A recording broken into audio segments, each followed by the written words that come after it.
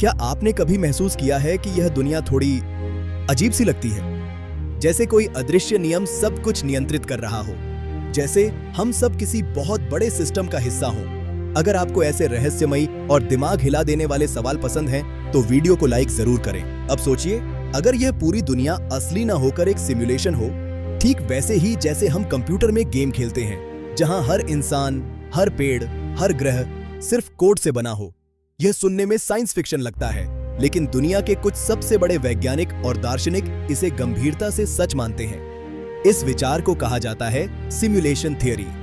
इसके अनुसार हम किसी वास्तविक ब्रह्मांड में नहीं, बल्कि एक अत्यंत उन्नत कंप्यूटर प्रोग्राम के अंदर जी रहे हैं। जैसे GTA या माइनक्राफ्ट में पात्रों को यह पता नहीं होता कि वे एक गेम में हैं, ठीक वैसे ही हमें भी यह पता नहीं कि हम एक सिमुलेशन में हैं। लेकिन सवाल यह है, आखिर वैज्ञानिकों को ऐसा क्यों लगता है? इसके पीछे कौन से प्रमाण हैं? और सबसे डरावनी बात, अगर यह सच है तो हमें किसने बनाया? ऑक्सफोर्ड यूनिवर्सिटी के प्रोफेसर निक बोस्ट्रोम के अनुसार भविष्य में सभ्यताएं इतनी उन्नत हो जाएंगी कि वे पूरी दुनिया की अरबों सिमुलेशन चला सकेंगी। अब सोचिए, अगर एक भी सभ्यता ऐसा कर पाती है, तो असली दुनिया की तुलना में सिमुलेशन वाली दुनियाएं कहीं ज्यादा होंगी। इसका मतलब सांख्यिकीय रूप से हमारे असली दुनिया में होने की संभावना बहुत कम हो जाती है। दूसरा प्रमाण आता है भौतिकी से। हमारी दुनिया के सबसे छोटे स्तर पर सब कुछ क्वांटम कणों से बना है, जो तब तक मौजूद ही नहीं होते जब तक उन्हें देखा ना जाए। यानी वास्तविकता तभी बनती है जब कोई उसे ऑब्जर्व करे। यह बिल्कुल वैसा ही है जैसे वीडियो गेम में केवल वही चीज रेंडर होती है जिसे खिलाड़ी देख रहा हो। क्या यह महज संयोग है, या यह इस बात का संकेत है कि हमारी दुनिया भी किसी सिस्टम द्वारा रेंडर की जा रही है?